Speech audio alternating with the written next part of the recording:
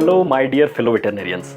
लीजिए आ गए हैं हम लोग आपके साथ आपका फेवरेट टॉपर्स टॉक नाम का हमारा जो पॉडकास्ट है इसे लेकर, जहां हम वेटरनरी फील्ड से रिलेटेड एक से बढ़कर एक एक्सपर्ट्स को, रैंक होल्डर्स, टॉपर्स को लेकर आते हैं ताकि आपका जीवन एक तरह से आसान किया जा सके।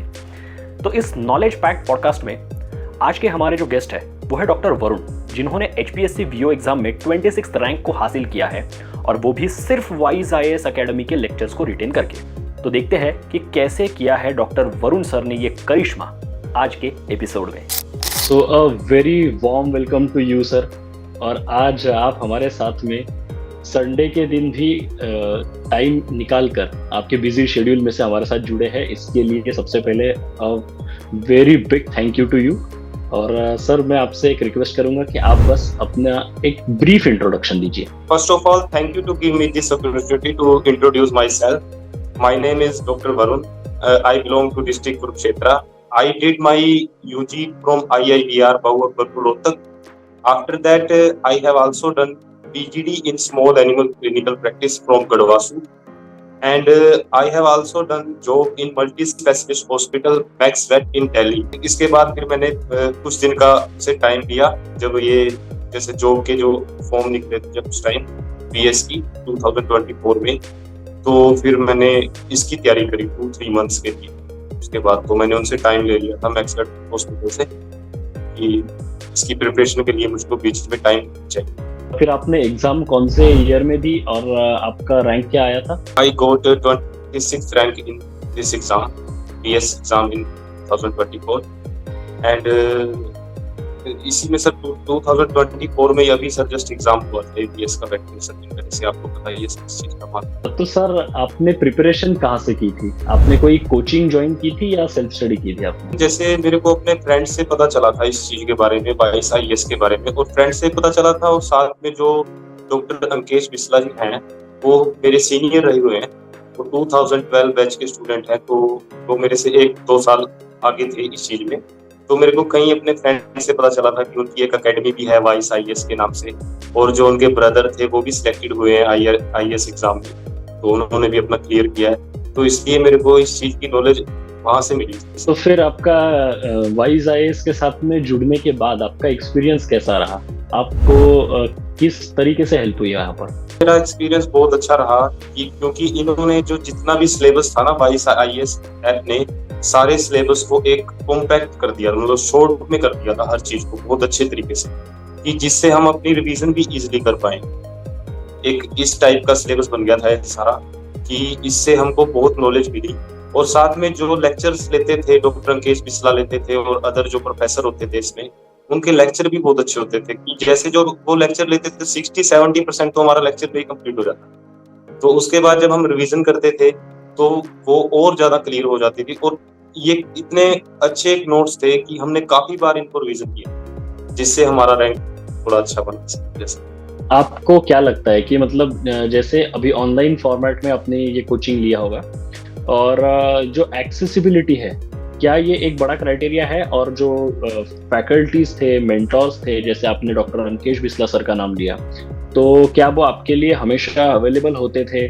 आपको अगर पढ़ाई के बाहर भी कभी, मतलब क्लासेस के ड्यूरेशन के बाहर या पढ़ाई के बाहर भी आपको अगर उनके साथ में कांटेक्ट करना है, तो क्या ये आपके लिए पॉसिबल हो पाया? जैसे मेरी उनके पहले ही भी मैं उनकी बहुत रिस्पेक्ट करता हूँ शुरू से, मतलब मेरे सीनियर रहे हुए वो, तो हमारी बातचीत होती रहती थी।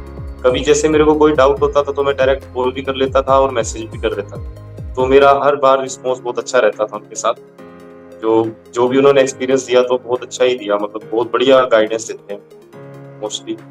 जैसे कुछ भी वो मान लो, जहाँ पे हमको डर लगता था इस एग्जाम से, तो हमारा डर दूर कर देते। इतना ज्यादा मतलब उन्होंने सपोर्ट किया इस एग्जाम के अंदर, क्योंकि इस एग्जाम के बारे में सोच के, वैसे भी मेरी जनरल कैटेगरी थी, तो जनरल कैटेगरी में और कंपटीशन ज्यादा होता है as compare to other category, तो इसमें लगना बड़ा मुश्किल था। अगर ये वाइस IAS एकेडमी ना होती तो हमारे लिए और डिफिकल्ट हो जाता, क्योंकि कई बार हमें नोट्स नहीं मिलते टाइम पे, हमारे नोट्स कई बार जैसे अवेलेबल नहीं होते। कुछ चीजें वैसे मैंने अपने जो मेरे नोट्स पढ़े थे पहले वाले पुराने नोट्स थे जो मेरे डिग्री के, उससे भी मैंने अपना बहुत क्लियर किया है। पर लेकिन ज्यादा से ज्यादा मैंने 80-85% डॉक्टर अंकेश बिस्ला ने जो हमें पढ़ाया था, मान लो जो वाइस IAS के नोट्स से, उससे ही क्लियर किया। मोस्टली जैसे जितने भी हमारे कॉलेज के स्टूडेंट्स थे, जितने भी लगे हैं, सबने ये ज्वाइन कर रखा था। और लुआस के भी बहुत से स्टूडेंट्स थे जिन्होंने इस चीज से प्रिपरेशन करी थी, क्योंकि ये एक बहुत ही अच्छी फॉर्म में चीजें थी। हर चीज टॉपिक वाइज, जैसे जो भी सिलेबस में दिया गया था तो वो टॉपिक ऊपर मेंशन करके फिर उसके नीचे जैसे पॉइंट वाइज एक्सप्लेन की हुई चीजें थी। तो जो पॉइंट वाइज चीजें एक्सप्लेन की होती हैं तो वो कभी बंदा भूलता नहीं। मान लो अगर 10 पॉइंट किसी भी टॉपिक में दे रखे हैं तो उसमें से 8 तो बंदा याद रखेगा ही, 8 तो कभी भी नहीं भूलेगा, 7-8। और ये एक इजी लैंग्वेज में नोट्स थे, कोई टफ लैंग्वेज नहीं थी। आपका एक्सपीरियंस काफी शानदार रहा ऐसा लगता है आपकी बातों में से। जितने भी जैसे मैंने जो प्रिपरेशन करी है ना इसकी, मैंने कई बार रिवीजन की है, क्योंकि मैं 2-3 मंथ से मैं इसकी वो कर रहा था, तो तैयारी कर रहा था इस एग्जाम की। तो मैंने कई बार इसको रिवाइज किया है, क्योंकि सर हर पर्सन की अपनी अपनी एक थ्योरी होती है और हर पर्सन का अपना अपना एक क्राइटेरिया होता है कि उसको कैसे उस एग्जाम के लिए प्रिपेयर करना है। तो मेरा तो यही रहता है कि मैं जितना ज्यादा चीज को पढ़ता हूँ उतना ही मेरे लिए बेनिफिट। तो sir on an average per day आपका पढ़ाई का ड्यूरेशन कितना रहता था? ऑन एवरेज मेरा पढ़ाई का ड्यूरेशन रहता था 8 to 10 आवर्स। स्ट्रगल तो बहुत किया सर एग्जाम बेस पे, बहुत ज्यादा स्ट्रगल किया। मतलब माइंड में था, एक जुनून था कि एक गवर्नमेंट जॉब ले। मेरे परिवार में से, मेरी फैमिली में से अब तक कोई गवर्नमेंट जॉब नहीं लगे हुए थे, तो मेरे अंदर ये जुनून था। मेरे पेरेंट्स ने, जैसे मेरे पापा ने मेरे अंदर जुनून डाला हुआ था कि एक बार तेरे को जॉब जरूर लेनी ही लेनी। इंडिया में गवर्नमेंट जॉब का इम्पोर्टेंस काफी ज्यादा है बाकी सेक्टर्स से। और सर फिर जब रिजल्ट आया फाइनली और आपके फैमिली की आप पहले गवर्नमेंट सर्वेंट बने, तो फिर कैसा माहौल था? फिर पेरेंट्स की क्या रिएक्शन थी? सर जब मेरा रिजल्ट आया तो मैंने अपने पापा को जब बताया इस चीज के बारे में, मैंने अपने पापा को जब लिस्ट दिखाई जो मेरे एग्जाम में जो मार्क्स थे, तो वो बहुत ही ज्यादा खुश थे। वो जो काम कर रहे थे वो काम ही भूल गए थे उस टाइम।